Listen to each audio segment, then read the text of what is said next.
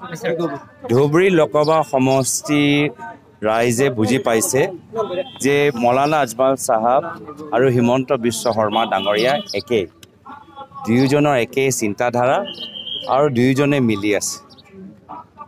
ৰাইজে দেখিলে যে যোৱা ঈদৰ দিনত যেতিয়া মই নামাজ পঢ়িলোঁ হিমন্ত বিশ্ব শৰ্মা ডাঙৰীয়াৰ কথাৰ লগত সুৰ মিলাই একেখিনি কথা মৌলানা আজমল চাহাবে ক'লে ৰাইজক আৰু প্ৰমাণ নালাগে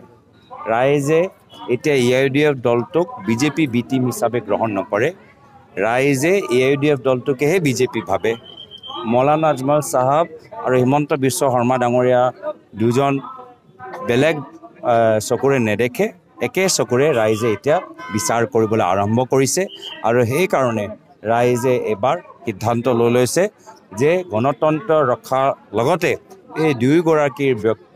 ব্যক্তিৰ সাম্প্ৰদায়িক ৰাজনীতি আৰু ব্যক্তিগত স্বাৰ্থত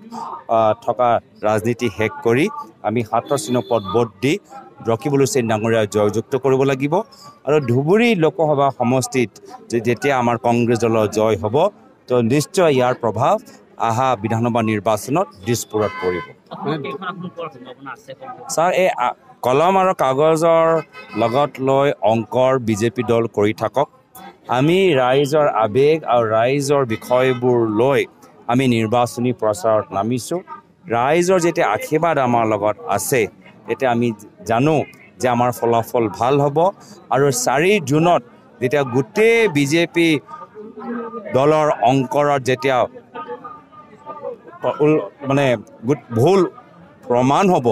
তেতিয়া তেওঁলোকে স্পষ্টীকৰণ দিবলৈ বাধ্য হ'ব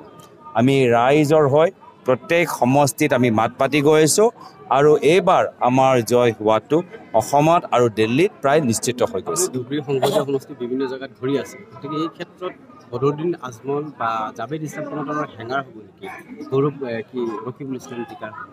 নাই আপুনি মই যে প্ৰথম প্ৰশ্নৰ উত্তৰ দিলোঁ সেই একে উত্তৰ ৰাইজ সজাগ হৈছে ৰাইজ সচেতন হৈছে অগপৰ বিজেপিটো একে জানেই কিন্তু এতিয়া ৰাইজে মৌলানা আজমল চাহাব আৰু হিমন্ত বিশ্ব শৰ্মা ডাঙৰীয়াক একে চকুৰে দেখায় আৰু একে চকুৰে বিচাৰ কৰে আৰু AIUDF দল ইতিমধ্যে বিজেপি বি টিম নহয় AIUDF দলহে বিজেপি এইটো কথা এতিয়া ৰাইজৰ মনত সোমাইছে যাৰ ফলত তেওঁলোকৰ বিপদ হ'ব আৰু আমাৰ জয় হ'ব আৰু এটা কথা প্ৰত্যেক